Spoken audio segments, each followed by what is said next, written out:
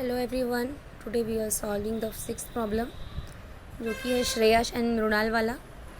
और हम लोग इसको स्टार्ट करते हैं। अभी सबसे पहले देखते हैं कौन सी चीज़ कहाँ जाने वाली है। फाइनल अकाउंट में कैपिटल अकाउंट, ये जाएंगे लाइबिलिटीज़ में, है ना। ये जाएंगे लाइबिलिटीज़ में purchase, trading, sales, trading, bills receivable, assets, bills payable, liability, commission.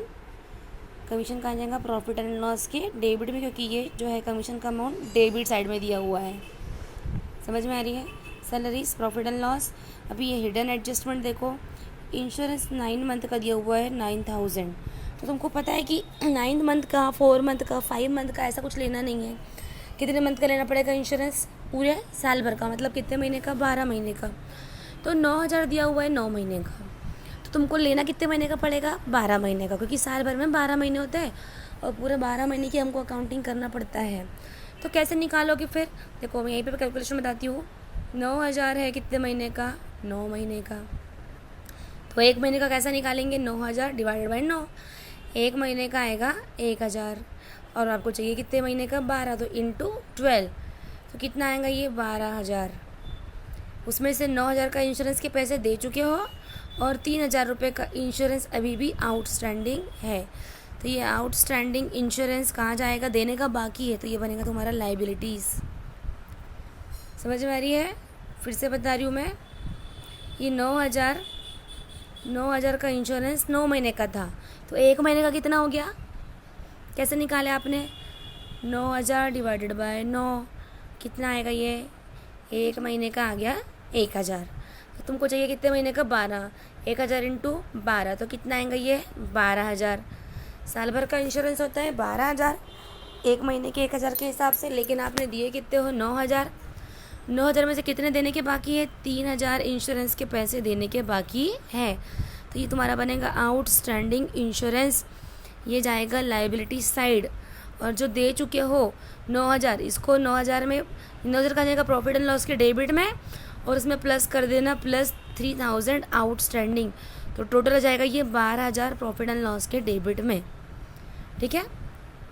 Prepaid rent, पहले से रेंट पे करके रखे हो। Assets, creditors liability, debtors assets, postage profit and loss, fuel premises assets, furniture assets, bad debts profit and loss, cash in hand, cash at bank assets, carriage inward, trading outward, profit and loss, stock opening, trading, returns. देखो एक चीज़, returns जो है दोनों side में दिए हुए हैं।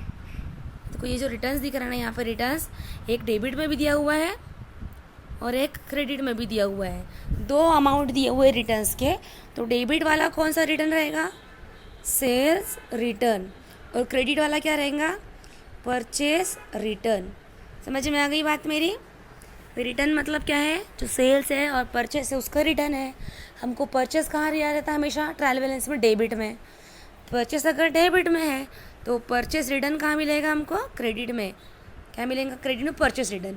और सेल्स कहाँ दिया रहता है हमेशा हमको? सेल्स दिया रहता है क्रेडिट में, तो सेल्स रिटर्न कहाँ मिलेगा हमको? डेबिट में। तो समझ में आ गई बात? डेबिट वाला सेल्स रिटर्न है और क्रेडिट वाला परचेस रिटर्न है। और ये दोनों रिटर्न्स को सेल्स में से माइनस, परचेस रिटर्न को परचेस में से माइनस। वेजेस जाएगा ट्रेडिंग में, आउटस्टैंडिंग वेजेस जाएगा लाइबिलिटीज़ में। ठीक है। अभी एडजस्टमेंट में हम लोग आते हैं।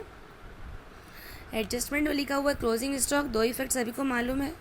आई don't want to waste my time. Second में लिखा हुआ है कि आउटस्टैंडिंग एक्सपेंसेस, सैलरी लिखी हुई है एंड कमीशन लिखा हुआ है।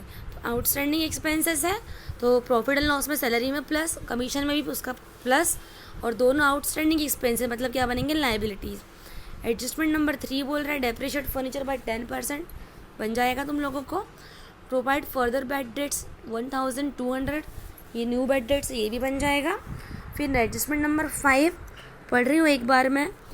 Goods of 5000 destroyed by fire and insurance company admitted a claim of only 2000।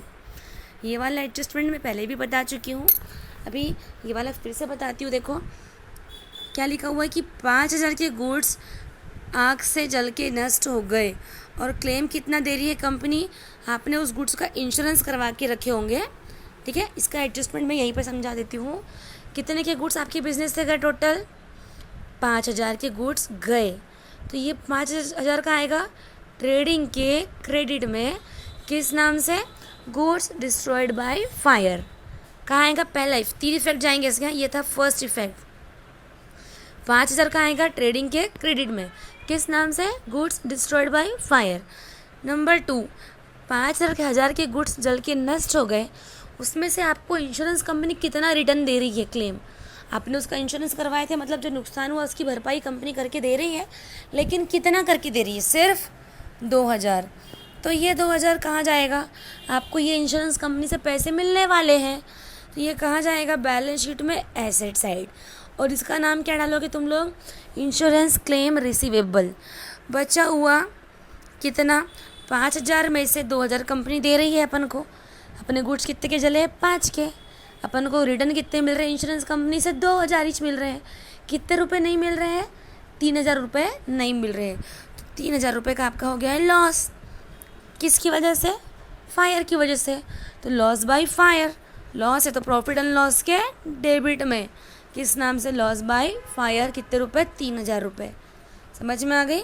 जितने के गुड्स जल के ख़त्म हो गए ट्रेडिंग अकाउंट के क्रेडिट में, किस नाम से? अभी मैंने बताई, गुड्स डिस्ट्रॉयड बाय फायर।